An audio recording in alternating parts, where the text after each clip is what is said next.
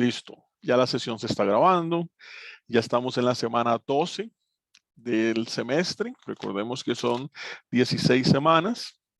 Y hoy estamos viendo la presentación número 11, debido a que por la desconexión tecnológica traemos un desfase que en la última sesión creo que ya lo estaríamos, última sesión, estaríamos acomodando los tiempos para poder visualizar todas las presentaciones y por ende todos los temas del curso.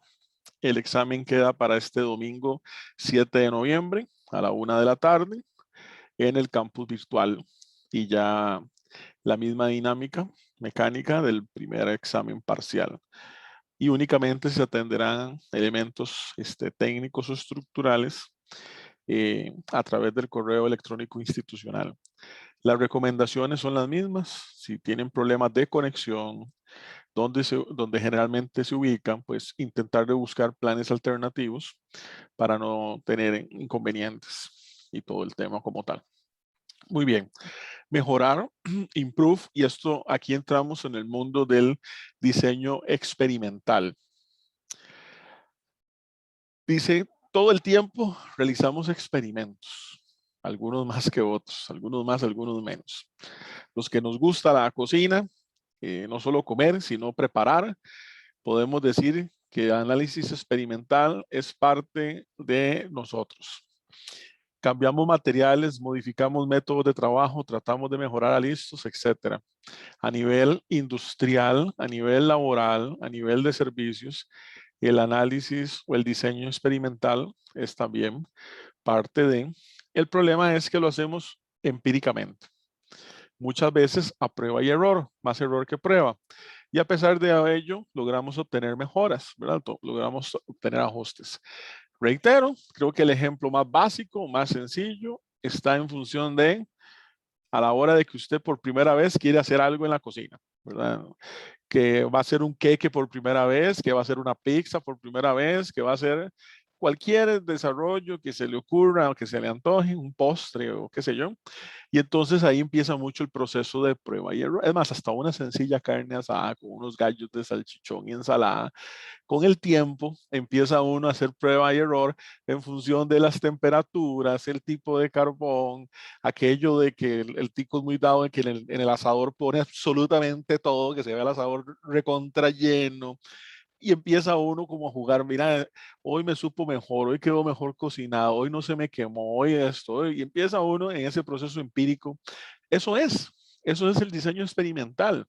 Solo que aquí a través de herramientas de análisis y en función de datos que nos van a ir asegurando cómo vamos mejorando. Todo en función de mejorar los procesos. La observación, monitorear los procesos con herramientas estadísticas hasta lograr obtener señales útiles que nos permitan hacer las mejoras. Esta es una fase donde ya definimos toda la situación, ya medimos, tenemos claro el status quo, ya analizamos y por ende tenemos propuestas y demás, y ya aquí estamos en función de mejorar, que eso es otro elemento crítico que muchas veces cometemos el error de querer empezar los procesos o los proyectos en esta fase. Creemos que un proyecto nos contratan para que nosotros, hay un punto de partida que tiene sentido, que contratan un profesional para mejorar las cosas, pero usted no empieza en la fase de mejorar. Vea que hay como metodología, hay toda una estructura de trabajo que va con las diferentes etapas. Y la experimentación es un proceso proactivo, no reactivo, ya que hacemos cambios estratégicos y deliberados al proceso para provocar las ocurrencias de esas señales que necesitamos para proponer las mejoras. Son esos ajustes del sistema, de los recursos, del equipo, de la materia prima, del método, del operario, etcétera, etcétera, etcétera, para poder obtener un mejor resultado final. Esta primera parte es muy introductoria, más es clave. el diseño de experimentos o DOE, por su acrónimo en inglés, Design of Experiments, es la aplicación de métodos científicos para generar conocimiento acerca de un sistema o proceso por medio de pruebas planeadas adecuadamente. Planeadas adecuadamente. A veces esto es lo más difícil. El diseño de experimentos es estadística avanzada. Realmente aquí estamos en un campo de estadística ya robusta. En algunas carreras, como en ingeniería, se lleva estadística 1, estadística 2 y luego se lleva diseño de experimentos aparte, como decir una estadística 3. Es bastante denso en ese sentido. Pero bueno, igual aquí vamos a ver la parte base intermedia del diseño experimental. Aquí entra el último libro que tenemos en la literatura del curso. En la literatura del curso, y ustedes ya lo tienen en el Drive, cuando nos habla de los libros, tenemos el libro de, no dice aquí, diseño, hay un libro de diseño de experimentos de Gutiérrez. No está acá, para ver si efectivamente, porque yo lo tengo en digital y me parece que sí lo agregué. Aquí está. A lo largo de la presentación, yo he ido marcando capítulo tal. Es basado en ese libro, que es este que les muestro aquí. Yo lo tengo impreso. Y ahí voy marcando ciertos capítulos en la presentación. Entonces, para cuando ustedes ven que el capítulo tal es basado en este libro. El mismo autor, ¿verdad? Gutiérrez Pulido. O sea, este es el curso de Gutiérrez, donde son 3 los libros de él, ¿verdad? El de calidad y productividad, uno que tiene la portada como naranja, el de los atunes, el de Six Sigma, y ahora entramos con este de análisis y diseño de experimentos. El material ustedes lo tienen como tal. Entonces, el diseño experimental dice por ahí que básicamente lo que vamos a ver en esta presentación o en este tema son los capítulos 3, 4 y 5 de este libro. El capítulo 3, experimentos de un factor, análisis de varianza. Esos son los ejercicios de hoy. El capítulo 4, diseño de bloques. Y el capítulo 5, diseños factoriales. Básicamente creo que eso es lo que vemos. Hay algunas otras cosas. Análisis de regresión de capítulo 11, eso ya lo vimos. Y bueno, por ahí hay algunas otras cosas que tiene el libro. Pero básicamente por ahí va la cosa en función del diseño experimental. El diseño de experimentos o DOE es un conjunto de técnicas activas en el sentido de que no se esperan que el proceso mande las señales útiles, sino que éstas se manipulan para que proporcione la información para que se requiere de su mejoría. Como todo, ¿verdad? Ahí hay una imagen de referencia. Entonces, es eso. Es ir haciendo ajustes, ir cambiando los elementos experimentales. En la escuela, es muy dado que en la feria científica nos ponían a hacer, yo creo que todos lo hemos vivido, ¿verdad? Aquello que antes hacía un volcán y que luego las plantitas y que unas no le ponían agua, al otro le ponían agua de lluvia, agua de tubo, qué sé yo. Eso es un diseño experimental. Solo que en la escuela nada más como que hacemos ciertos ajustes básicos y observación. No tenemos un software o herramienta estadística como Minitab para poder ir viendo cómo se comporta. Bueno, aquí sí lo tenemos y podemos llevar ese tipo de experimento pues a un nivel más robusto estadísticamente hablando. El saber diseño de experimentos, está bonita esa imagen que colocaron ahí. El saber diseño de experimentos y otras técnicas estadísticas en combinación con conocimientos del proceso sitúan al responsable del mismo como un observador perceptivo y proactivo que es capaz de proponer mejoras, mundo ideal, y de observar algo interesante, oportunidades de mejora en el proceso y en los datos. Ok. ¿Cómo traduzco yo un poco esto en función de la industria? En la industria es poco lo que uno ve, pero poco, sí se da, pero poco de profesionales haciendo desarrollo de diseño experimental y más con un software como Minitab y demás, pero sí se da. Eh, Principalmente se observa más en industria de manufactura, de empresas transnacionales, empresas de servicios. Sinceramente, no es tampoco, no tengo mucha formación, experiencia de ese tipo de industria, pero lo que he visto, lo he visto poco. Y aplicaciones como tal, pero sí las hay. Y la ventaja es que cada uno de ustedes, al llevar estos cursos, ya tienen la oportunidad de poder ir a aplicar estas técnicas en el ambiente de trabajo en el cual ya se encuentran. Algunos ya están trabajando, algunos están en proceso de hacer práctica y algunos trabajarán en otro tipo de industria, organización, institución y demás, y ya pueden ir aplicando los diferentes elementos. Un experimento es un cambio en las condiciones de operación de un sistema o proceso que se hace con el objetivo de medir el efecto del cambio de una o varias propiedades del producto o resultado, ¿verdad? Básicamente es como el diagrama de la teoría de sistemas, donde en función de elementos de entrada, elementos que se ajustan hacia adentro o hacia afuera, al final voy a tener un resultado final propio de mi experimentación. Hay una imagen que estoy dibujando que viene más adelante y lo explica mejor. Aquí está el famoso experimento de la feria científica de la escuela o del colegio, donde nos habla de la unidad experimental, pieza o muestras que se utilizan para generar un valor que sea representativo del resultado de la prueba. Es el objeto o espacio al cual se aplica el tratamiento y donde se mide y analiza la variable que se investiga. Por ejemplo, ahí tengo 4 plantas, 4 matitas, y a cada una de ellas una variable diferente. Hay una que no se le da agua del todo, no hay que ser muy experto para saber. Hay una que se le da agua todos los días.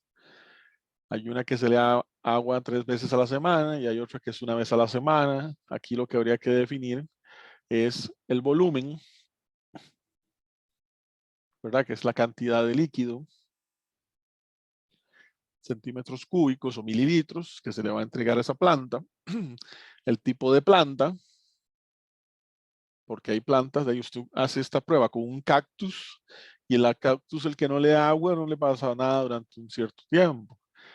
El tipo de material que va a estar cada una de las plantas, su tierra, eh, de pronto si hay algún aditivo y hasta el tipo de macetera o maceta que utiliza. Vea que detrás de un experimento que parece básico y sencillo, o tal vez lo hicimos en algún momento, hay diferentes elementos que pueden cambiar, se pueden ajustar en función de lo que queremos obtener.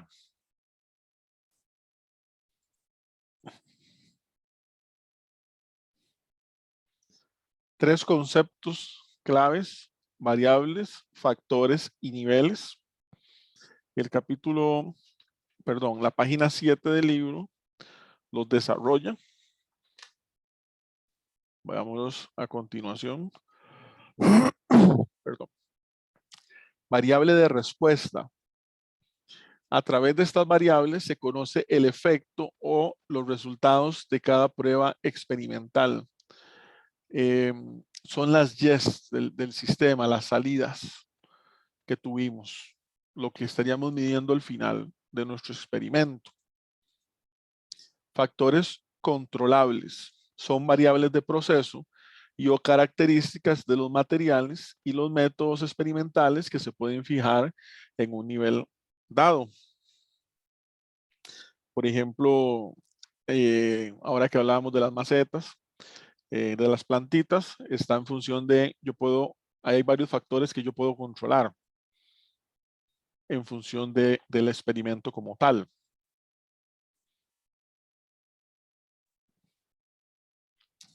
Este experimento todavía lo podemos hacer más robusto. Esas matas están a la sombra, les pega luz, van a estar con luz artificial, van a estar en indoors o outdoors, ¿verdad? Adentro o afuera de una casa, en fin, todavía podríamos jugar con más elementos.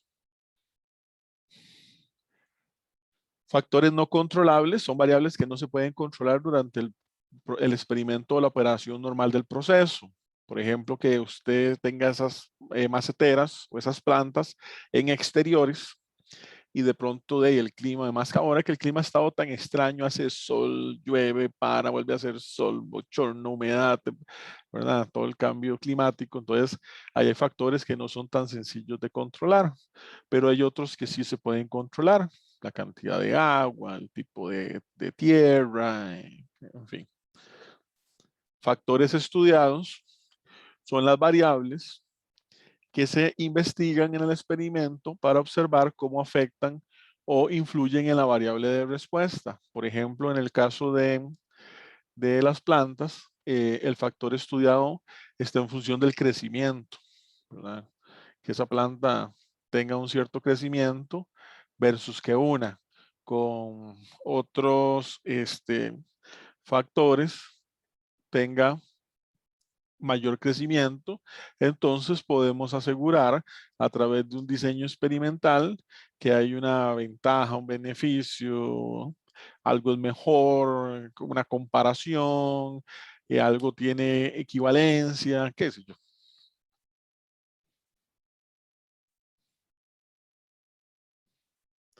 Niveles y tratamientos. Los diferentes valores que se asignan a cada factor estudiado en un diseño experimental se le llaman niveles.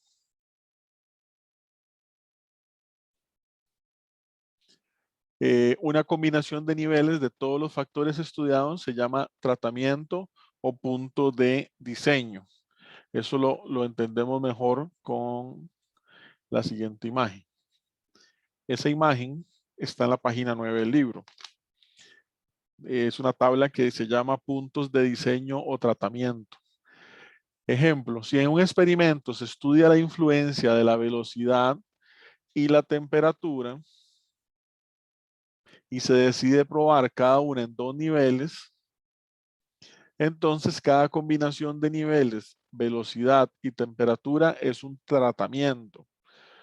Entonces aquí lo que me dice es, vean que es el nivel de velocidad está como 1, 2, 1, 2. En el primero tengo cierto nivel de temperatura, por ejemplo, no lo dice, pero temperatura baja con tratamiento número 1 y tratamiento número 2. ¿Y qué es lo que estaría saliendo de ese experimento? ¿Cuál sería ese resultado? En el nivel de velocidad siguiente, otra vez 1 y 2, digamos que puedo tener una temperatura ahora diferente, más bien una temperatura alta, con 2 tratamientos y obviamente estaría pasando otra salida en función del experimento que se esté haciendo. Dependiendo de los diferentes ajustes, yo puedo tener empates, que de pronto yo diga, bueno, todas las Y de este diseño me está dando igual. Y1, Y2, Y3, Y4. Puedo tener que 2 Ys me den igual y las otras 2 me den igual, pero diferente a las 2 primeras. Puede ser que una me dio diferente y las otras 2 me dieron igual, qué sé yo. O sea, y más combinaciones en funciones de lo que estoy analizando, experimentando. Y a eso es lo que vamos a llegar a la hora de trabajar con diseño de experimentos.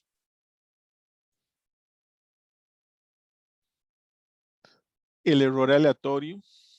Siempre que hablamos de estadística, eh, estadística muestral principalmente, hay un error eh, involucrado al tema inferencial, pero también hay un error experimental, creo que es la diapositiva que viene, que está en función de no tener cierto cuidado a la hora de hacer el experimento y entonces obtener un resultado distinto o falso por alguna condición que no previmos. Algún cambio, ajuste de temperatura, algún cambio, ajuste de alguna condición instrumental nos puede llevar a tener resultados distintos. Obviamente. Error aleatorio es la variabilidad observada que no se puede explicar por los factores estudiados. Resulta del pequeño efecto de los factores no estudiados y del error experimental. Eso está en la página 9. Y el error experimental, componente del error aleatorio que refleja los errores del experimentador de la planeación y ejecución del experimento. En calidad, cuando tenemos situaciones de afectación, ¿verdad? Un análisis causa-raíz, esto lo hemos visto muchísimo más atrás. Podemos tener causas comunes o causas especiales. En función de ese tipo de causas, principalmente las especiales, pueden estar asociadas con el error experimental. En función de no haber previsto algo o comenzar un experimento. Por ejemplo, imagínense que ustedes están haciendo un experimento en el cual ustedes comienzan a cierta hora en la mañana, todo muy bonito, el día soleado, una mañana preciosa, el cielo despejado.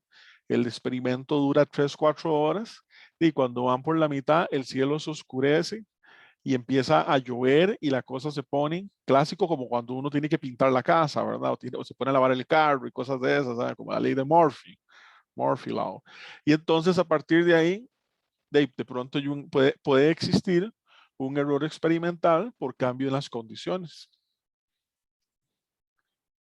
Esta es la imagen que les decía para entender el concepto de los factores y variables en la fabricación de, bueno, aquí es de un ejemplo de un envase plástico, pero una botella, pero la gráfica en términos generales podría ser la misma para cualquier diseño experimental.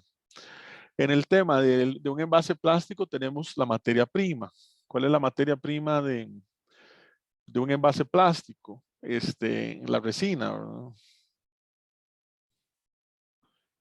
Viene un proceso de transformación en función de las diferentes máquinas y demás. Generalmente eso le llaman extrusión y todo el tema de industria plástica. Hay factores de diseño fáciles de controlar, tiempos de ciclo, presión del molde, velocidad de tornillo, temperaturas, tiempo de curado, contenido de humedad. Fáciles de controlar, yo le pondría un asterisco. Cualquier proceso productivo, el concepto de fácil puede ser. Hay factores de ruido difíciles de controlar, parámetros de calidad del proveedor. Más, si usted aquí tiene resinas o materias primas, tiene un poco del proveedor 1, tiene un poco del proveedor 2, tiene otro poco del proveedor 3. Y a partir de ahí puede haber variabilidad. Cada proveedor va a tener su variabilidad, pero usted todo lo pone en una misma tolma y a la hora de llenar es como cuando acostumbramos a tener un envase de arroz en la casa. Generalmente la mamá o nosotros compramos la misma marca y entonces usted está rellenando ese envase.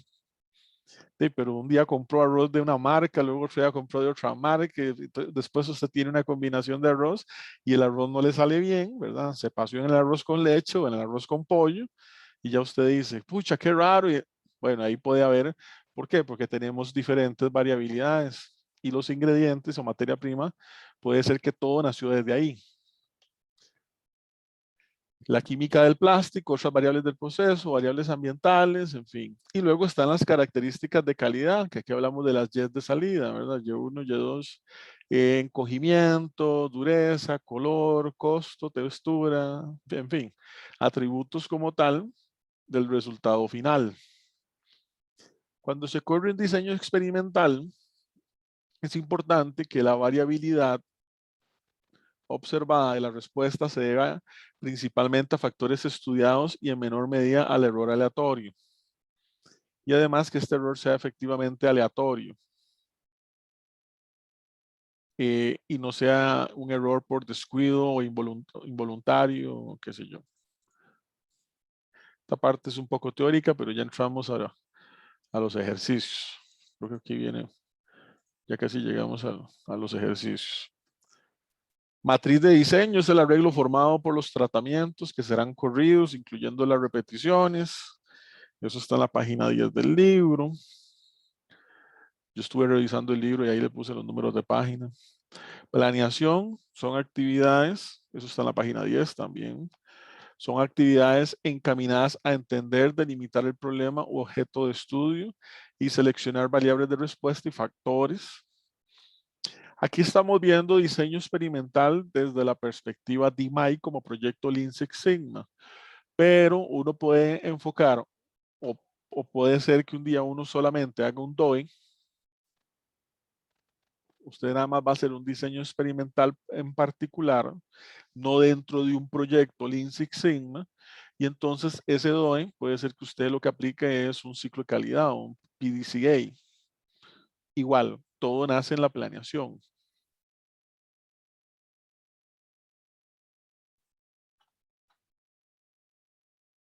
Somos muy dados a tirarnos al do. Algunos principios básicos, esos principios están explicados en la página 13 del libro. Aleatorización, repetición y bloqueo, como el anuncio de Speeder Stick. Aleatorización consiste en hacer corridas experimentales en orden aleatorio, al azar. Esto es clave.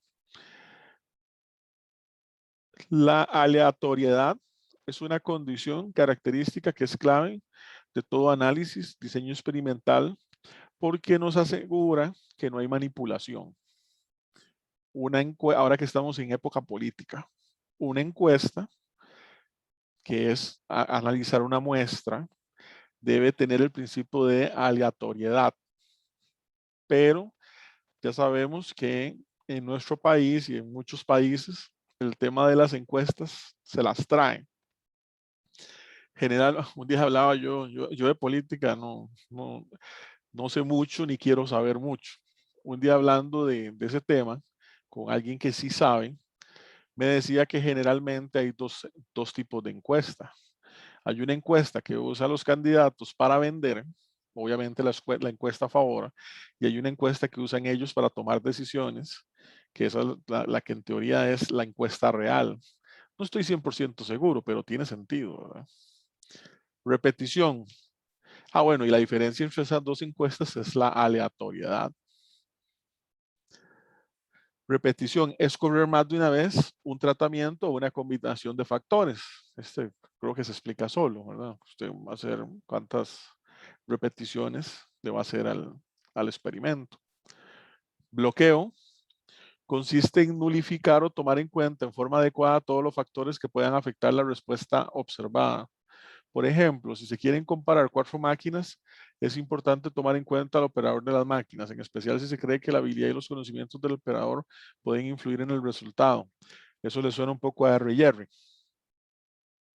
El bloqueo está en función de si yo puedo ajustar alguna variable solamente para descartar, ¿verdad? Entonces, de pronto, que yo diga, no, el operador no es el mismo o es distinto, pero con la misma técnica o condición. En fin. Eso lo hacemos muchas veces empíricamente, cuando estamos ante una situación de que algo no nos está saliendo bien y empezamos, pero ya cambió tal cosa, y no será la electricidad, y no será el agua, y no será esto, y no sé. Usted está pensando en, si yo bloqueo esa variable, el experimento me cambia. Si usted dice no, ok, entonces esa variable no es la que está afectando el experimento como tal.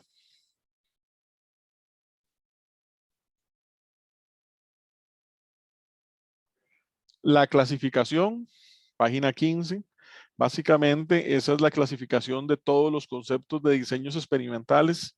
Son muchos, se lleva todo un semestre eh, llevando ese curso de diseño experimental. Yo lo llevé en grado y en posgrado y no vi todos, realmente. Hay cosas que no las vi todas, pero aquí nos vamos a enfocar en los diseños más básicos, pero ojo con la palabra básicos, a mí es una palabra irrespetuosa porque realmente son diseños bastante robustos y complejos. Experimentos con un solo factor. Aquí entramos entonces al famoso mundo de la ANOVA, capítulo 3 del libro. Ese capítulo, no le puse el número de páginas, se me fue. Ese capítulo arranca en la página 60. Bueno, principalmente en la 6.2. Esas dos primeras son de ANOVA o análisis de varianza.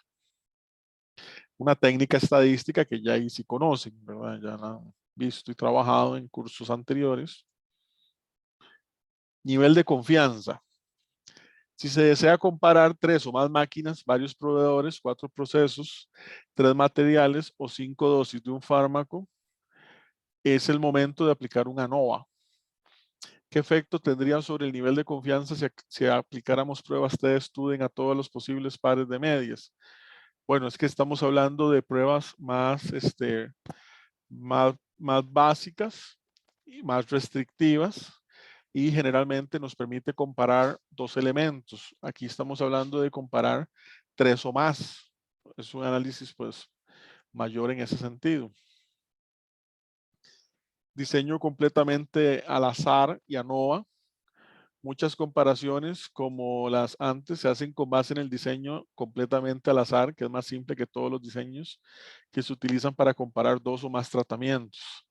Es ver en función de una cierta cantidad de técnicas la relación que estemos midiendo, analizando en función de las diferentes variables o el análisis experimental como tal. La página 64 trae una imagen de referencia donde nos muestra un diseño completamente al azar. Hay una serie de tratamientos y una serie de combinaciones entre los tratamientos que me va a llegar a resultados que pueden ser iguales, pueden ser distintos. Eso es lo que estoy analizando. Algunas fórmulas ahí del modelo estadístico lineal. Página 65, viene esa formulita. Dice que y sub j es igual a mu, parámetro de escala en todos los tratamientos. Este es tau sub i, y este es epsilon, que generalmente es la del error. Modelos de efectos fijos. Esto es un poco teórico, ya casi llegamos al ejercicio. Me brinqué aquí.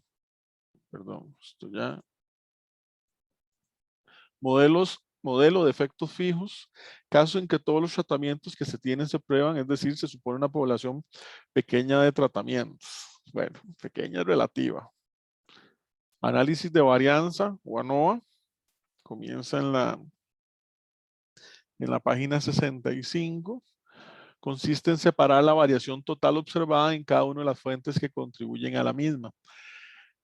El diseño experimental es muy fuerte porque ahora tal vez esto que explica aquí, yo lo visualizo con la imagen de cuando yo tengo un resultado y le hacemos análisis estadístico del resultado, es complejo analizar los diferentes elementos que conllevan hacia ese resultado. Yo tengo materia prima, material, equipo, una serie de condiciones, cada uno con ciertas variabilidades, condiciones propias, que al final caen en un desarrollo o resultado de ese proceso. Con la estadística que conocemos, la estadística, eh, la probabilidad estadística, la inferencial y la descriptiva, podemos hacer análisis muy robustos, pero llegar a determinar cuáles son las variaciones de un proceso no es tan sencillo. Aquí entra y se justifica el mundo de la ANOVA. El ANOVA sí nos lo permite establecer estadísticamente. Ahí vemos una prueba de hipótesis, vamos a ver, partiendo la variación total en sus componentes. Esto es un diseño completamente al azar.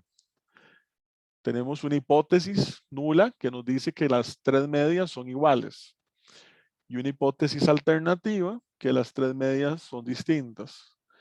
Y nos habla entonces de la variabilidad total, donde no hay efecto de tratamiento, y una variabilidad total donde sí hay un efecto de tratamiento.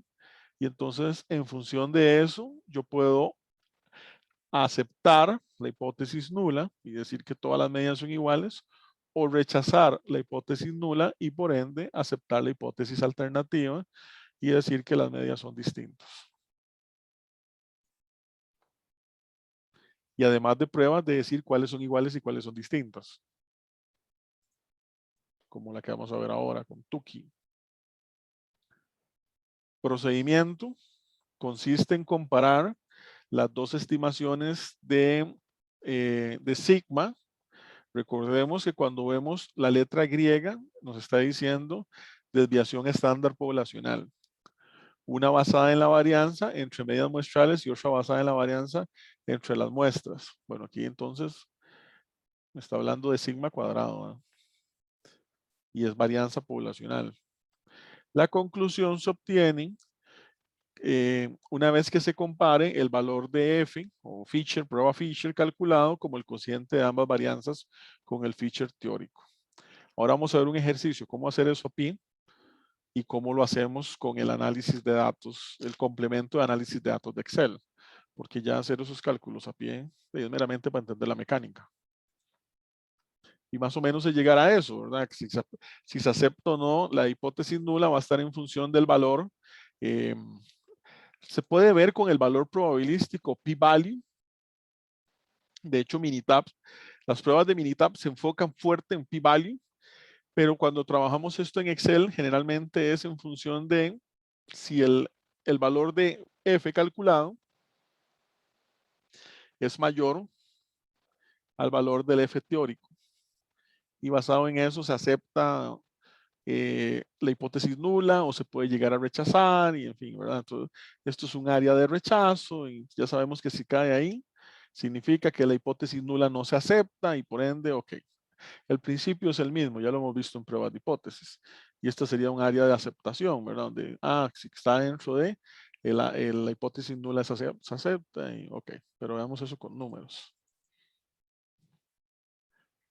En ANOVA, antes de llegar al ejercicio nos dan como ese montón de fórmulas. Esta es la forma de calcular un ANOVA, donde tenemos fuentes de variación, tratamiento, el error, total, valores cuadrados, una serie de valores que ahí yo se puse abajo, ¿verdad? SST, suma total de tratamientos, SSE, suma total del error, SC total, suma de cuadrados total, K-1, grados de libertad en el numerador, N-K, grados de libertad en el denominador, N-1, bueno, N-1 es N-1, es conjunto de datos menos un valor. La media cuadrática, MST, cuadrado medio del tratamiento, MSE, cuadrado medio del error, y a partir de ahí viene un conjunto de fórmulas para poder calcular eso, como decimos popularmente, a pie. Aquí sería en Excel. Y ahí vienen otras fórmulas que vamos a aplicar para calcular los SS total y el CSE y demás. Y ahí vienen las fórmulas, pero están en el Excel. ¿Cuál es el Excel? Este que están viendo aquí a continuación. Este Excel se llama sesión 11 mejorar y está ahí en la carpeta de archivos de Excel. Y lo vamos a ver con un ejercicio.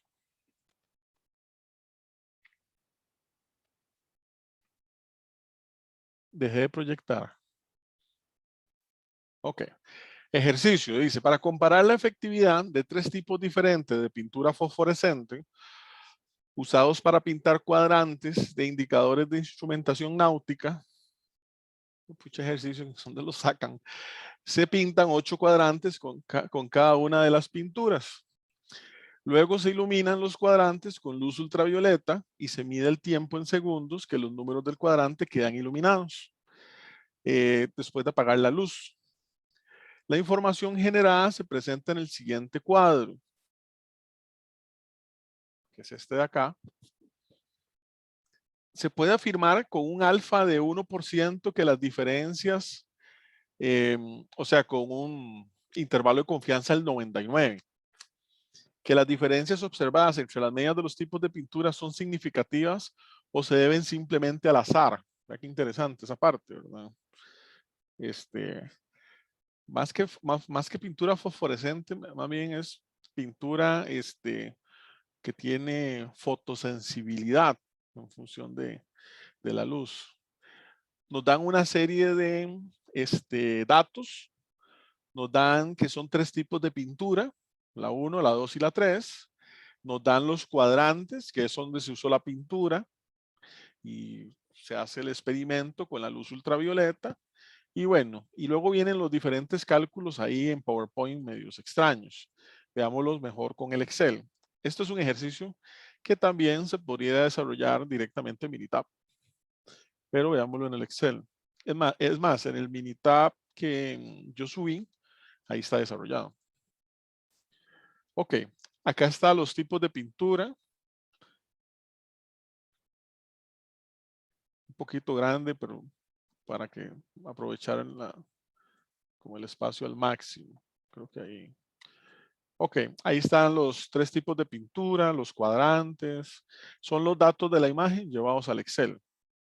Ahí están los valores. Esos valores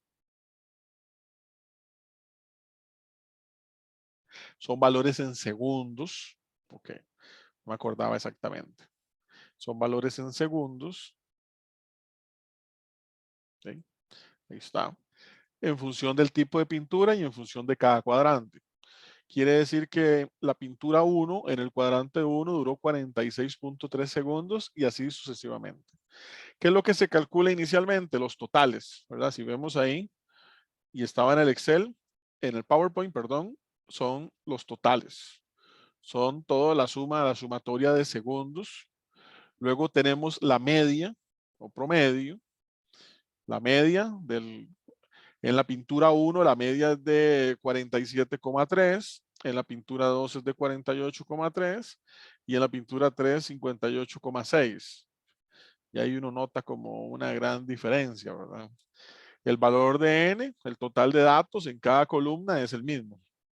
Tengo 8 cuadrantes, tengo 8 datos. Luego tengo el total de totales, el total de subtotales. Todo el experimento son 1233 segundos. Y tengo el promedio de promedios, ¿verdad? El X doble raya, que es el promedio de las 3 medias. Entonces, la media global es de 51.4. El PowerPoint nos lleva a hacer una serie de cálculos, ¿verdad? Ahí están las fórmulas, donde primero nos dice calcular el SS total. El SS total, que es este valor de aquí, es en función de una fórmula que la fórmula nos dice, no copié yo la fórmula ahí, la sumatoria de x2, no, perdón, de x a la 2 menos la sumatoria de x a la 2 entre n. O sea, es un juego entre unas potencias y los valores de n. Eso está calculado en Excel, esa misma fórmula. Ahí está el x, la potencia de, bueno, me da un valor de cada 11. Este valor de cada 11 es la suma de todos esos valores. Que uno se preguntará, profe, ¿qué son esos valores? Esos valores son cada uno de los x de los valores en segundos, pero al cuadrado, que lo pide la fórmula. Entonces ahí están todos al cuadrado. Por eso dice potencia a la 2, potencia a la 2 de cada uno de los valores. Y esta es la sumatoria de todos esos elementos. Y al aplicar la fórmula, esto menos el valor al cuadrado de entre el entre el n, entonces me da un SS total de 1024.56, que como ustedes ven es este valor de acá. 1024.56 es la suma de cuadrados total. Luego nos dice el Excel calcular el valor de SST con esta fórmula. El valor de SST es esa fórmula, pero está como en dos partes. ¿Por qué en dos partes? Porque ustedes ven que es todo esto menos todo esto. Esta segunda parte es lo que acabamos de calcular al cuadrado entre 24. Y esto es cada uno de los conjuntos de valores al cuadrado entre 8. Eso es, lo podemos ver en el Excel. Esta primera parte, cada uno de los totales en segundos al cuadrado entre 8. Y esta segunda parte es el total de los totales al cuadrado entre 24, que es el n total, ¿verdad? Que es la suma. Tengo 24 datos. 8 por 3. Y aplico la fórmula y entonces es restar eso menos eso otro. Y el SST total 628,14. Aquí está la suma de cuadrados del tratamiento. Esto está como al revés, debería haberse calculado. No, es que necesitamos este valor. Este sí va, está bien. Todo eso Excel me lo da con el complemento análisis de datos. Ahorita les muestro cómo hacer eso sin tener que hacer todo esto a pie. Es más rápido y sin aplicar todo ese montón de fórmulas.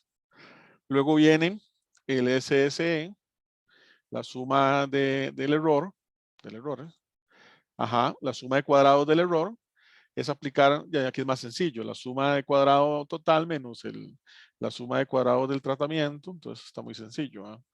Es ese primero que calculamos menos el segundo que calculamos. Me da 396.41 y ya con eso tengo la suma de cuadrados. Luego está el tema de los grados de libertad. El tema de los grados de libertad está en función de cuál es el valor mayor de tipo de pintura o de conjunto de datos. Tengo una columna, un conjunto de datos, dos columnas, dos conjuntos de datos, tres columnas, tres conjuntos de datos. Ese primer grado de libertad viene de ese 3 menos 1. Si tuviera cuatro columnas, cuatro tipos de pintura, sería 4 menos 1 y así sucesivamente. Entonces ahí me da valor de 2. Este 21 viene de el valor de n total menos 1. Los grados de libertad, cuando es un análisis muestral, siempre le vamos restando 1. Menos 1 menos los grados de libertad del tratamiento, menos 2. Este debería de ser menos S. Y el total es la suma de 2 más 21. Ahí sí no hay. Entonces, los grados de libertad total, tengo 23 grados de libertad. ¿Para qué yo ocupo esos grados de libertad? Para poder aplicarlos en valores de tabla, donde yo tengo grados de libertad en el numerador, grados de libertad en el denominador. Ahorita le hago zoom para poderlo ver mejor y poder calcular el teórico versus el menos, a diferencia el teórico menos el calculado. La media cuadrática, bueno, eso también viene aquí en el PowerPoint. Ya tenemos esto, ya tenemos, ok, ya casi llegamos aquí. Estamos en esta tabla. La media cuadrática viene de la suma de cuadrados de tratamiento entre los grados de libertad del tratamiento. 314.07. Este entre este. Y la media cuadrática del error, igual. La suma de cuadrados del error entre los grados de libertad del error. 396 entre 21. 18. Ok. Y el F calculado es la media cuadrática del tratamiento entre la media cuadrática del error. Entonces me está dando un valor de F calculado de 16.64 o 16,64. Pero necesito el teórico, el de tabla. ¿Cómo calculo el teórico? Aquí hay un fragmento de la tabla de los valores donde nos dicen cuántos son los grados de libertad en el numerador. Aquí, como para que se vea todo junto. Ahí. ¿Cuántos son los grados aquí el lapicito? ¿Cuántos son los grados de libertad del numerador? 2. 2. ¿Cuántos son los grados de libertad en el denominador? 21. 21. Y el valor de 2 entre 21 para la tabla de valores de Fisher es de 5,78. Ese es el F teórico. Y entonces lo que buscamos es que 16,64, bueno, es el análisis en función de si es mayor o no. ¿Qué está pasando acá? Efectivamente, el F calculado es mayor que el F teórico. Entonces, se rechaza la hipótesis nula, o sea, no se acepta. No existe suficiente evidencia para aceptar H sub 0 de la igualdad de medias con un alfa de 0,01. Ya era un poco visible ese resultado. Por lo tanto, la efectividad de cada tipo de pintura es diferente. Eso lo que nos está diciendo es, en esa gráfica de Fisher, donde yo tengo una zona de rechazo, mi F teórico, el 5,78, está acá y el F calculado me está dando en zona de rechazo. Por ende, H sub 0, cuando da ahí, se rechaza. Si H sub 0 nos hubiera dado en esta otra zona, se acepta o no se rechaza. Es un juego de palabras. Entonces, no se tiene evidencia estadística para... ¿Dónde estaba la prueba de hipótesis? Aquí. No se tiene evidencia estadística para asegurar que las medias de los tipos de pintura son significativos. Quiere decir que esas pinturas tienen un comportamiento distinto entre ellas. No sabemos si entre la 1 y la 2, no sabemos si entre la 2 y la 3 o entre la 1 y la 3, porque ahí tengo 3 tipos de pintura, pero ya lo vamos a ver con Tuki. Esto que acabamos de hacer a pie, ¿verdad? Que es un poco lento y hay que ir hasta valores de tabla. El análisis de datos de Minitab, el complemento de análisis de datos me lo da de una sola vez. ¿Cómo? Bueno, ahí está calculado. Pero lo que hacemos es que nos vamos a datos, análisis de datos.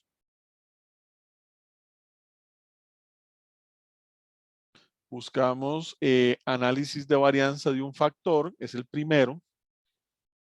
Le damos a aceptar y ahí él me dice rango de entrada.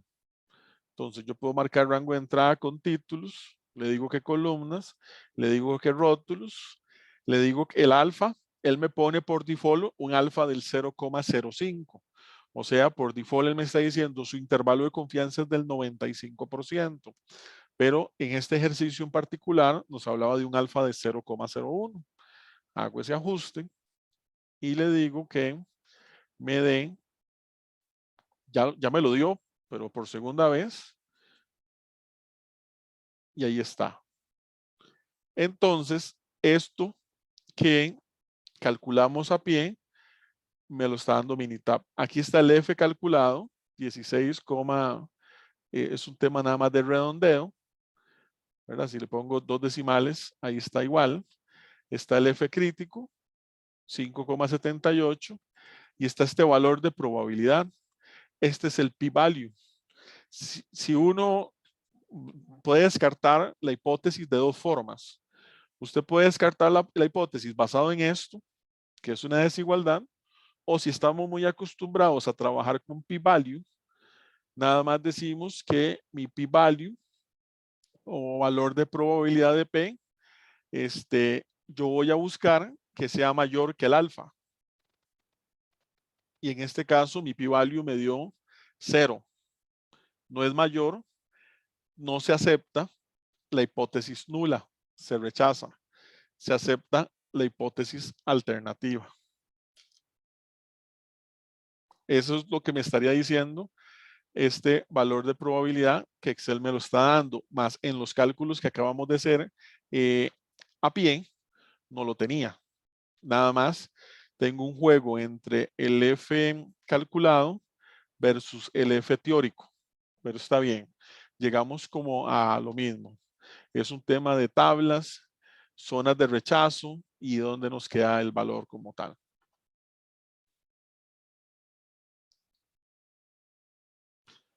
Comparaciones o pruebas de rangos múltiples. Después de que se rechazó la hipótesis nula en un análisis de varianza, es necesario ir al detalle y ver cuáles tratamientos son distintos. Aquí es donde entra el método de Tukey.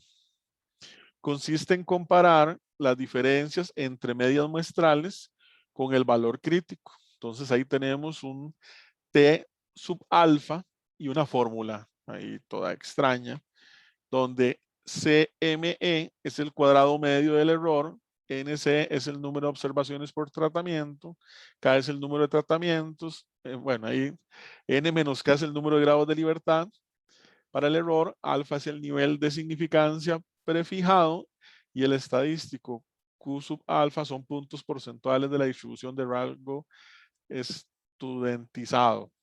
Solo nombre extraño. Para ello necesitamos esta tabla de puntos porcentuales del estadístico y una serie de cálculos que están desarrollados en el Excel. Pero veámoslo antes de llegar a este ejercicio. Vamos al Excel. La PPT es la diapositiva 51. Esto de aquí es lo que está en el Excel establecido. Hasta aquí, todo esto es lo mismo. Solo que aquí hay algunos pequeños ajustes. Habíamos calculado la media de los conjuntos de datos, ¿verdad? Eso ya lo habíamos visto desde la tabla anterior. Habíamos calculado la media de las medias o el promedio de los promedios. Eso es exactamente igual. Pero aquí calculamos la desviación respecto a la media global. ¿Cómo se calcula eso? El promedio de los promedios le restamos la media de la columna. Aquí me dio en negativo, aquí me dio en negativo y aquí me dio en positivo. Luego yo necesito el valor de T alfa. Ese valor se calcula por la fórmula que vimos ahí. Dice H5 multiplicado por la raíz de 18.88 entre 8. Ok. ¿De dónde salen esos valores? El 8 es el valor de n. El 18.88 viene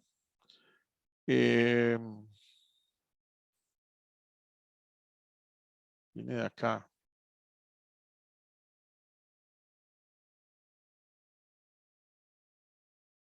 No, perdón, ya le perdí el rastro.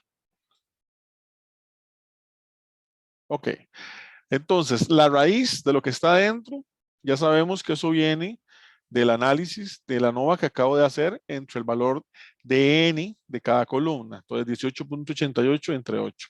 Y esto de aquí adentro es un valor de tabla. Es un valor entre grados de libertad y el valor de n menos los grados de libertad. Y eso me da 3.58. Ok, veamos eso en el Excel para ver dónde es el 3.58. Ya tengo el 8, el 18. Ok, el 3.58 está aquí. El valor, este valor de 3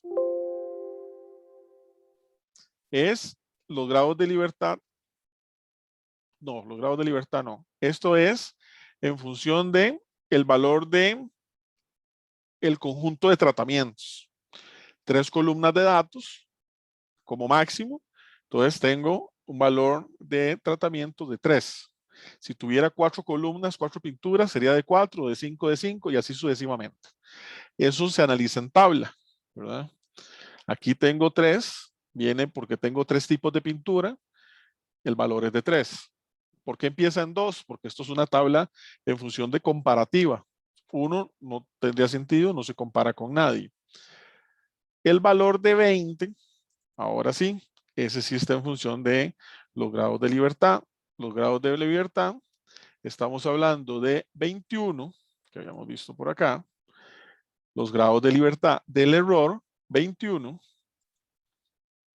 menos un grado que se le quita, y entonces me queda un valor de 20. Entonces en la tabla tengo 3, en la tabla busco el 20, y el valor de tabla me está dando 3,58. Y ya con eso puedo calcular la fórmula que tenemos acá, que es la fórmula que estaba en el PowerPoint, que es esta de acá. 3,58 por la raíz de el cuadrado del error entre 8. Entonces me da 5,50. Esto ya lo hice. Y llegamos aquí. ¿Cómo llegamos acá? Ok, aquí nos está diciendo que los tipos de pintura en el ejercicio son distintos. Pero tenemos 3 tipos de pintura. ¿Son todos distintos entre sí o hay una serie de combinaciones? Eso es lo que nos ayuda este factor de decisión. Aquí estaba la fórmula yo buscándola en el PowerPoint, ¿verdad? Y la puse ahí por lo mismo. Ok. Primero, establecemos las diferencias poblacionales. La media de la pintura 1 difiere de la media de la pintura 2. La media de la pintura 1 difiere de la media de la población de la pintura 3. La media de la pintura 2 difiere de la media de la pintura 3. Tengo 3 combinaciones. Si tuviera 4, la cosa me va cambiando, porque hoy tengo más combinaciones entre sí, pero en este caso tengo 3. Tengo que calcular la diferencia muestral en valor absoluto. Entonces ahí entra la fórmula de absoluto, y entonces hacemos la media de 1 menos la media de 2, como nos dice el enunciado, 1,08. En la otra, valor absoluto, la media de 1 menos la media de 3, 11,35. Y en la tercera, la media, valor absoluto, la media de 2 menos la media de 3, 10,28. ¿Es eso mayor o menor al T alfa que ya calculé? El T alfa me dio 5,50, es el mismo valor que está acá colocado, viene de esa fórmula de Tukey que calculamos aquí abajo. En el caso de la primera, es menor. Eso quiere decir que no es significativo. En otras palabras, las 2 primeras pinturas están muy similares entre ellas. Sus medias no son significativas. Usted puede usar la pintura 1 o la pintura 2 y le va a funcionar similarmente, prácticamente igual. Pero cuando ya usted ve la combinación de la pintura 1 con la 3, ahí hay significancia, o de la pintura 2 con la 3. En este caso, la pintura que está fuera de ellas 3 es la número 3, y por eso cualquier combinación que involucre a la 3 nos habla de un tema de significancia. En otras palabras, en la primera prueba, el H sub 0 sí se acepta, en que las medias son iguales. Pero en las otras, el H sub 0 no se acepta, no se acepta. Cuando involucre a la pintura 3, no podemos aceptar la hipótesis nula si hay una diferencia entre esos tipos de pintura y la fluorescencia y el ejercicio que estamos desarrollando por acá. Bueno, aquí hay otro ejercicio como para corroborar esto. Y este ejercicio está paso a paso, están todos los pasos de cómo hacerlo en Excel. Entonces, esto no lo voy a hacer. Esto lo hacen ustedes y lo practican.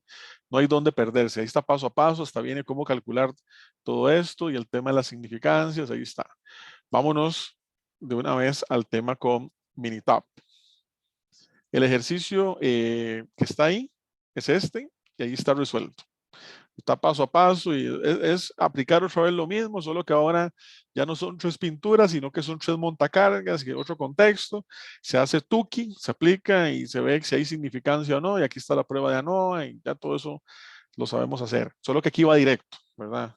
Sin hacer esto a pie, que es muy lento, sino que de una vez con la prueba de ANOVA como tal.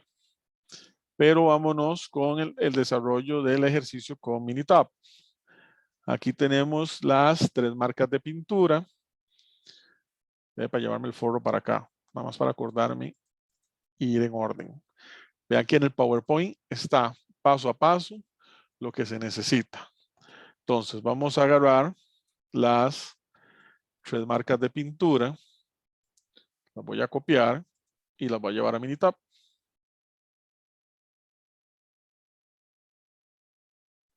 Este es el primer ejercicio y este es el otro. De hecho, el Minitab que está desarrollado en el PowerPoint, yo lo desarrollé paso por paso con este. Pero copiemos los dos y hacemos los dos, no importa. Y ahí están las 3 pinturas, los 3 montacargas, cualquiera de las que queramos usar o utilizar.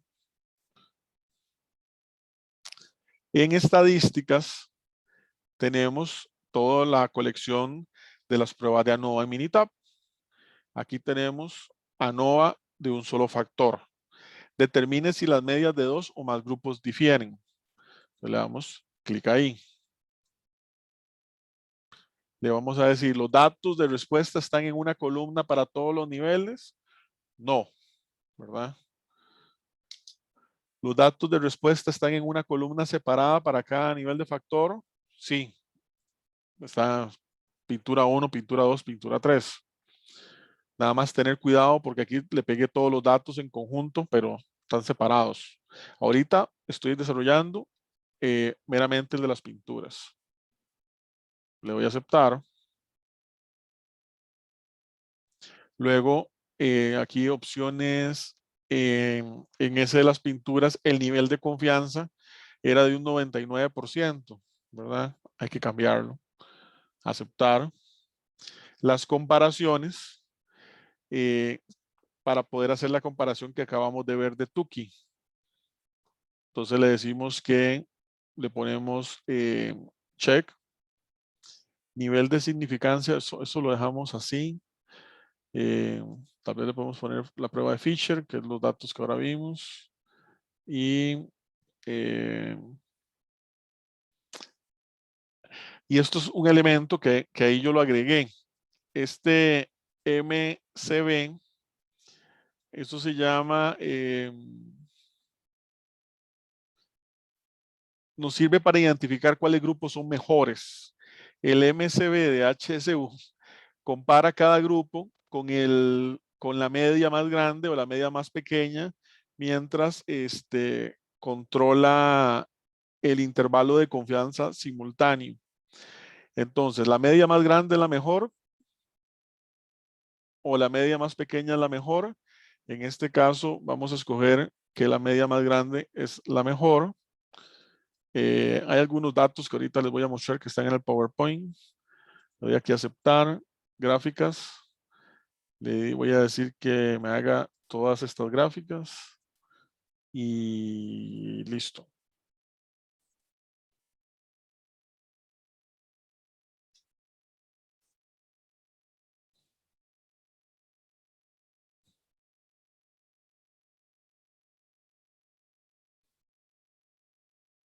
¿Qué obtuve ahí? Me voy a ir otra vez al PowerPoint. Esto que les estaba leyendo por acá, yo le puse algunas notas. Acá, perdón. Le puse una nota en qué es la prueba de DUNET. Aquí no aplica. Luego le puse una nota de esta prueba del MCB de HSU en función de lo que yo estoy buscando. Y luego el tema de los resultados, donde les coloqué por acá gráfica de intervalo para las diferencias de las medias. Muestra los intervalos de confianza de las diferencias entre las medias de grupo para cada método de comparación. Use los intervalos de confianza para determinar los posibles rangos de las diferencias y para evaluar la significancia práctica de esas diferencias. Un poco lo que hicimos ahora a pie, que le llamamos si es significativa o no significativa. Bueno, y algunos otros elementos. Y luego ya corrimos y llegamos aquí. Otra vez, resultados claves, el p-value. En estos resultados, la hipótesis nula establece que los valores de rendimiento entre las marcas, en este caso las marcas de pintura, son iguales, puesto que el p-value es menor que el nivel de significancia, que no es 0.05, es 0.01 para ese ejercicio. Pero es un detalle ahí, nada más de tener cuidado. Usted puede rechazar la hipótesis nula y concluir que algunas de las marcas de pintura tienen medias distintas. Eso es muy estadístico, muy teórico. Usted rechaza la hipótesis nula y concluye que algunas pinturas tienen durabilidad de fluorescencia mayor que otras. Básicamente, agarrar las palabras genéricas y llevarlas al contexto del ejercicio, que era luz, pinturas fosforescentes y con la prueba ultravioleta y que cuál dura más, ¿verdad? Y que con el tiempo se ve y luego eso ahí se va a ir atenuando, atenuando, atenuando. Hay diferencia entre esas pinturas. Algunos resultados, esto está en función de el R cuadrado me explica una correlación, dice que el factor explica hasta un 43.49 la variación en la respuesta, una correlación ahí media, una agrupación entre ellos, aquí no hay mucho, las pruebas de Tukey. Bueno, y aquí hay algunos elementos. Estas gráficas no aplican en este ejercicio porque esto me está hablando del ejercicio de las marcas de los montacargas. Pero en este ejercicio sí podemos verlo, para agrandar por acá, donde vamos a ver esta gráfica, comparación en parejas de Tukey. Agrupa información utilizando el método de Tukey y una confianza del 95. Entonces me dice que el factor 3 es A. Las medias que no comparten una letra son significativamente diferentes.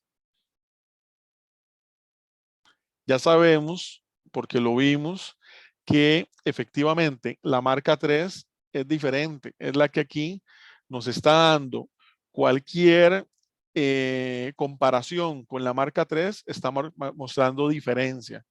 Minitab me lo muestra a través de estos valores, donde me dice su marca de pintura 3 es distinta. Ya nos habíamos dado cuenta en el Excel. Su marca de pintura 2 y 1 son muy similares, son iguales. Iguales, aplica restricción. Son muy similares entre ellas. Aquí estamos viendo el juego de comparación a nivel gráfico entre los diferentes elementos.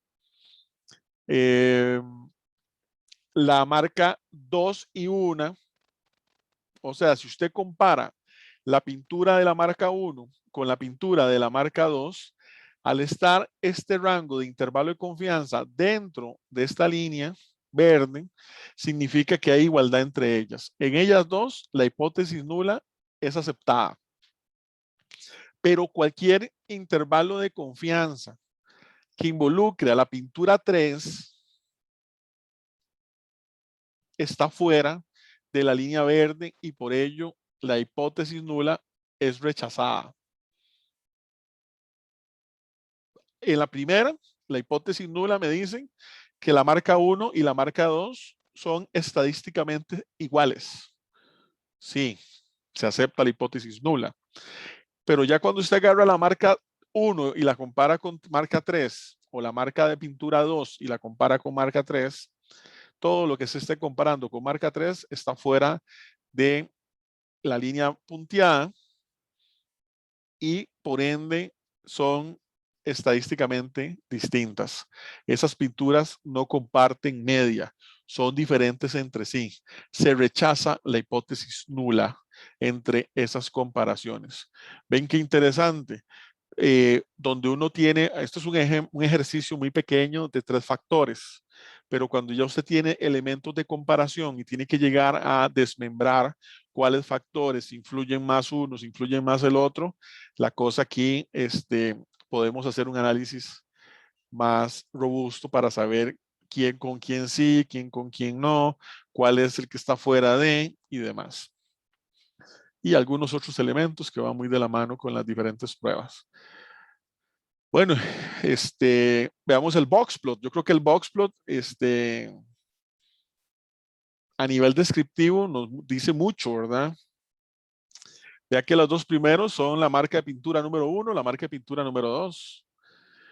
No son exactamente iguales, ¿verdad? Los dos dibujos difieren.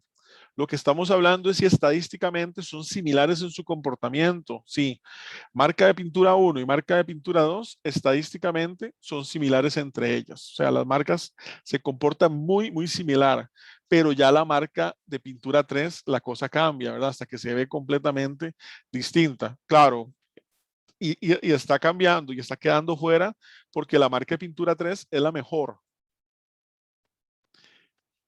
Yo me baso en decir que es la mejor si tomo como principio de esas 3 marcas de pintura, en función de su fluorescencia, cuál dura más en la prueba.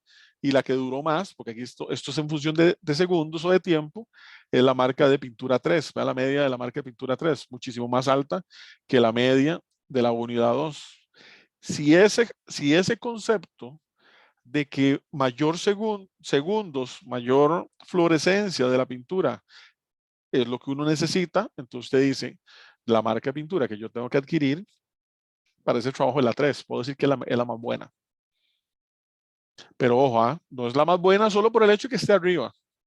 Está mucho en función del contexto y de lo que estemos analizando.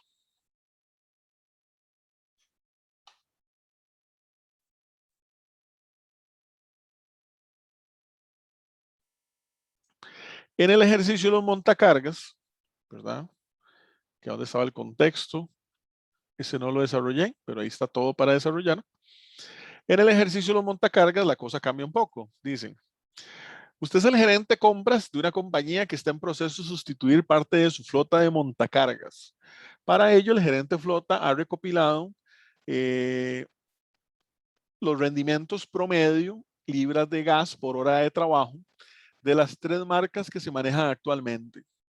Hay un japonés, hay un coreano y hay un americano. O sea, usted tiene ahí Mitsubishi, tiene ahí Kia y tiene Ford. La idea es que comparar aquellos que den mejor rendimiento, ya que el combustible es una de las mayores fuentes de costos de la flota. Los rendimientos son los siguientes. Esos valores están en libras de gas por horas de trabajo, un indicador ahí de trabajo, y con un nivel del 95% de confianza, podría recomendarle al gerente de flota cualquiera de las 3 marcas de montacargas. Qué bonito que está esto a la hora de ofrecer un elemento de decisión. Quiero comprar un montacargas, ¿cuál me recomienda? Cualquiera. Son iguales, son diferentes, son estadísticamente significativos. Si no es así, ¿cuál marca me recomendaría con base en la información recopilada?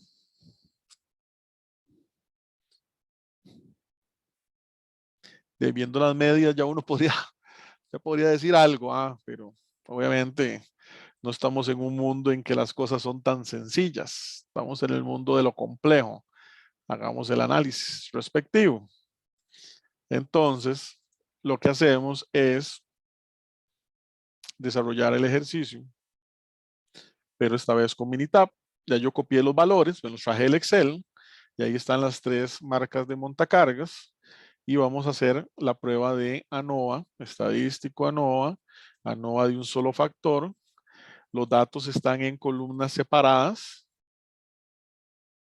y ahí le digo que los datos son los 3 montacargas. Las comparaciones, esto se mantiene igual.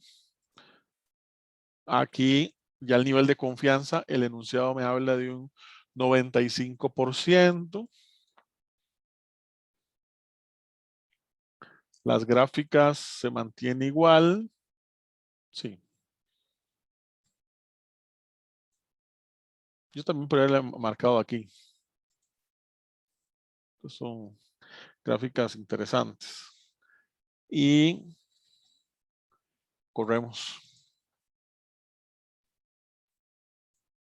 Ahora sí, con un alfa del 0,05. Bueno, inicialmente el p-value acá me está dando 0. Entonces,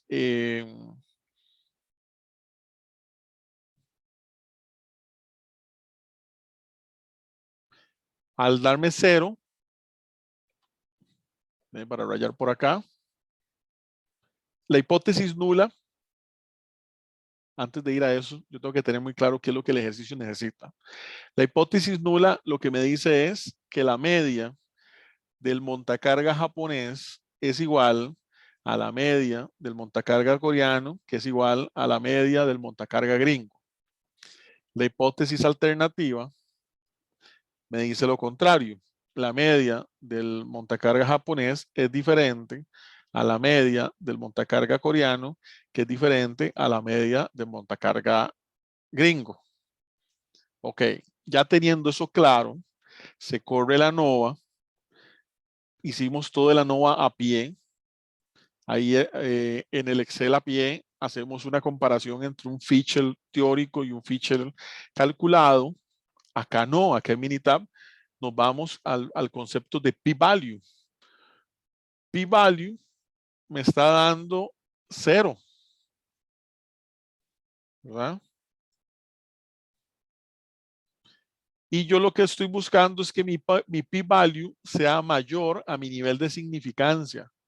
Vea que Minitab hasta me lo dice acá, su nivel de significancia, como se dijo en el enunciado, con un intervalo de confianza del 95%, su nivel de significancia o alfa es de un 0,05, o sea, de un 5%. ¿Dónde está eso? Si lo quisiéramos ver en la gráfica, esta es mi zona de rechazo. Y esa zona de rechazo es todo lo que me den por debajo de 0,05. Y aquí me dio 0. Entonces, la hipótesis nula no se acepta. Se rechaza la hipótesis nula. Podemos decir que la media de rendimiento, la palabra clave que aquí no está, pero en el enunciado decía, la media de rendimiento entre las marcas de los montacargas no es igual. Hay diferencia estadística significativa. O sea, usted aquí no puede aplicar, compre cualquiera, que esos son iguales, ¿verdad? Como si, ¿qué quiere comprarse? ¿Un Mercedes o un Audi y un BM? De ahí uno podría decir, hay más o menos si tela que cortar, pero ¿qué quiere comprarse? ¿Unas tenis Nike o unas tenis Adidas? También yo sé que hay, no, las Jordan. Ok, pero estamos hablando cuando usted tiene marcas distintas que prácticamente su desempeño es igual. A nivel de una laptop, ¿verdad? Estamos hablando ya en decisiones más de nosotros, que hay que cambiar la compu. Yo sé que hay temas de marca, Dell, HP, Lenovo, pensemos mismo procesador, misma tarjeta madre, mismo disco duro. Entonces usted al final es un tema, afinidad de marca y una serie de cosas. Pero bueno, aquí estamos basados en estadística, en datos, para tomar una decisión de ese tipo. ¿Qué más tengo por aquí? Algunos elementos. Ok.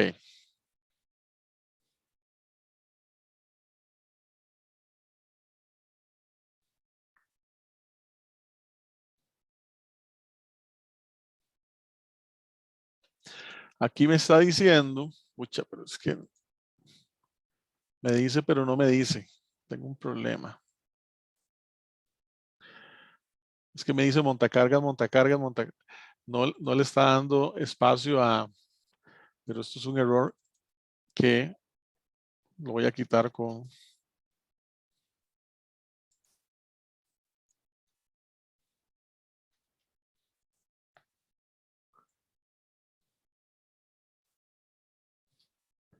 ya.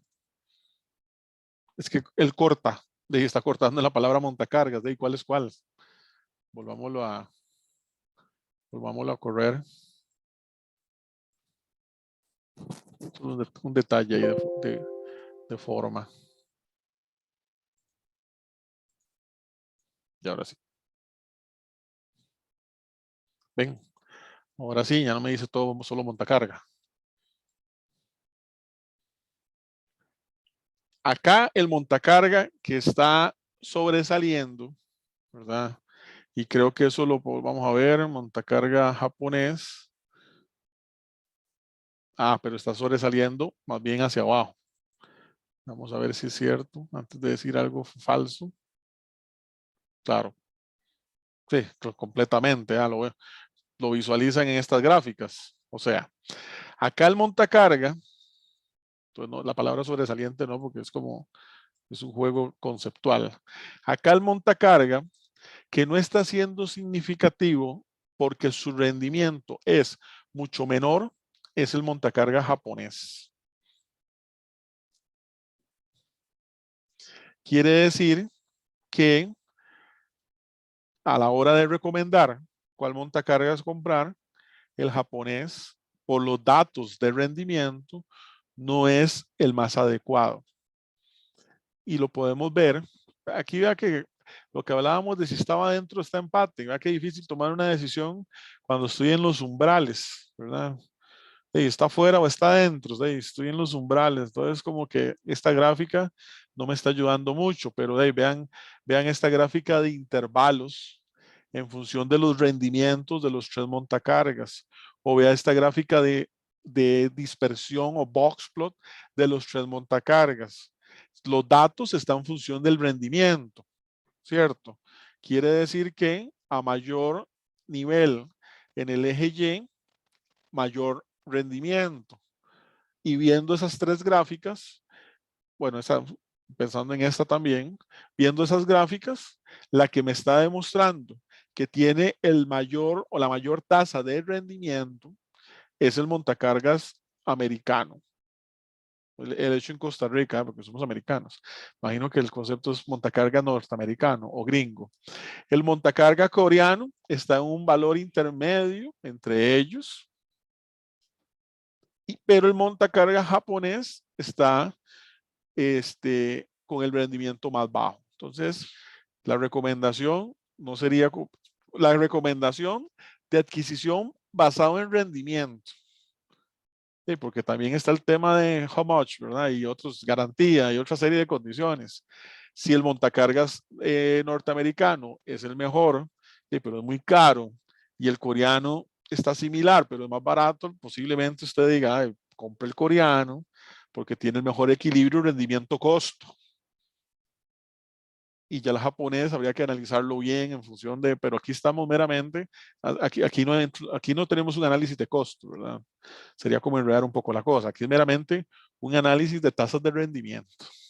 Entonces, por ende, es como decir, ¿cuál considera usted? ¿Quiere comprar basado solo en rendimiento? Bueno, ya usted sabe cuál tiene que comprar. Ya el tema de costos, habría que analizarlo en un elemento, pues, ya distinto. Y bueno, lo que queda ahí pendiente es desarrollar este ejercicio de los montacargas, pero hacerlo en Excel, que ya ustedes lo tienen ahí resuelto, es nada más llegar a lo mismo, ¿verdad? Y aquí me lo da. Aquí me dice que la probabilidad es de 0. Aquí, con la prueba de análisis de varianza del complemento, me descarta decir, aceptar la hipótesis nula en función de los rendimientos de los tres montacargas. Son distintos. Y ya aquí está en función de cuál es más significativo, bueno, cuál es significativo y cuál no, en función de esa prueba de Tukey y lo que habíamos hecho en el ejercicio anterior. No sé si tienen alguna pregunta.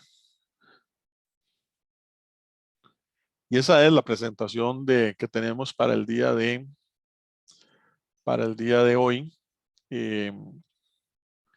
De este tema que les recuerdo, ya lo había mencionado, este tema no está entrando en el examen de este domingo. Estaría entrando para el examen final. Y este tema es clave porque el diseño experimental que no me han entregado, espero que pronto, está en función de lo que estamos viendo en esta fase como tal, la fase de mejorar. Y bueno, si no tiene más dudas, si no tiene más preguntas, nos vemos el próximo lunes, si Dios lo permite. Profe, disculpe, no sé si ya lo mencionó. Con respecto a lo del experimento, ¿cómo está el asunto? Ya hasta que me da pena con ese tema. Me lo he estado preguntando. Justamente ahora en la mañana tenemos un chat de cátedra y les pregunté que si ya estaba resuelto y no me han, aquí estoy viendo el WhatsApp para no mentirles, no me han respondido, estoy esperando. Voy a presionar, tal vez me voy a comprometer a que el otro lunes lo tenga listo. Vamos a ver, ya el otro lunes voy a hablar ahora, voy a llamar a Enrique, le voy a decir, Enrique, ¿cómo estamos con eso? Si no está listo, hacemos el del semestre hace un año. Así que o tenemos uno nuevo o hago el mismo, pero ya no podemos estirar más la pelota, ya la hemos pateado mucho. Está bien, gracias, profe. Perfecto. El otro lunes les tengo la solución de eso.